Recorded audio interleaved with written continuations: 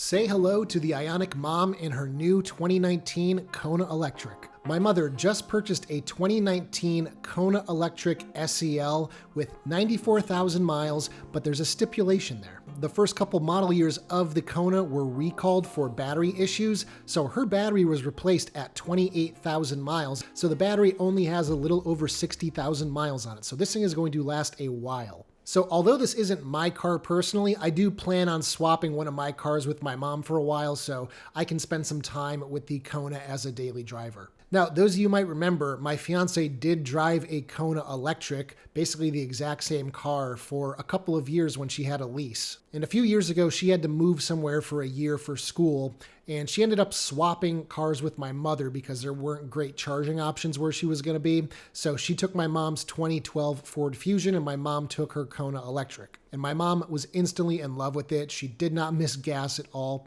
She's retired. She doesn't drive very much. Up until last year, she'd maybe do 5-10 miles a day, if that. But last year, my sister had a baby, so now she's doing some babysitting and stuff, and she's driving back and forth a little bit more. So she's maybe doing, I don't know, 100 miles a month, 200 miles a month, not very much. So with the used EV tax credit ending at the end of September, I said, if you want an EV mom, now's the time to do it. You got to get in before the end of September. And you guys know I have worked with Green Wave Electric Vehicles in Northampton, New Hampshire. They are who I sold my 2022 Ioniq 5 to. It's a great business. They're doing it for all the right reasons. So I pulled up their website and they had a lot of options. They pretty much have every manufacturer, Nissan, Ford. They've got a Rivian now, Tesla, everything. So if you do want to test drive a few cars and you're in the area, definitely go check out Green Wave Electric Vehicles. At any rate, Green Wave had this Kona Electric on site. And I said, you know what, let me go take a look at it. They're only 45 minutes away from me in Boston. So I drove up, took it for a spin, looked it over. Very clean for a 2019 with almost 100,000 miles on all the other components besides the battery pack. The seat material looks fantastic. Headliner is quite clean. No big scratches or anything on the dashboard.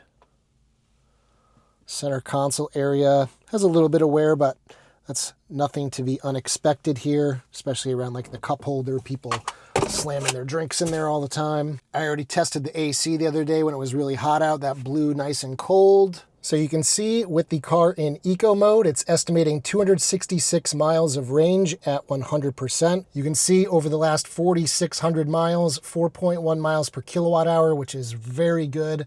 That's on par with my Ioniq 6, which is very efficient. The Carfax report indicated that there had only ever been a little bit of minor front end damage, and I didn't really notice much. So I told my mom, this is a good looking car, and if you want something that's going to be less than $10,000, you should jump on this. And so she did. I met her up there and we finalized the deal. So she got rid of her 2012 Ford Fusion. It was in rough shape. It needed a lot of work. It was about 115,000 miles. I don't remember exactly. She got about $1,300 for it, which was totally acceptable. Neither of us had time or wanted to deal with selling it private party. So that's what we did. We traded it in. And after that and the $4,000 tax credit, she paid less than $9,000 for this car. So from the dealership back to her home in central Connecticut, about 125 miles. And this was by far going to be the longest drive she's ever done in an EV. When she had my fiance's car, she never took it more than 40 or 50 miles. So I asked Jessie to please charge the car up to 100%.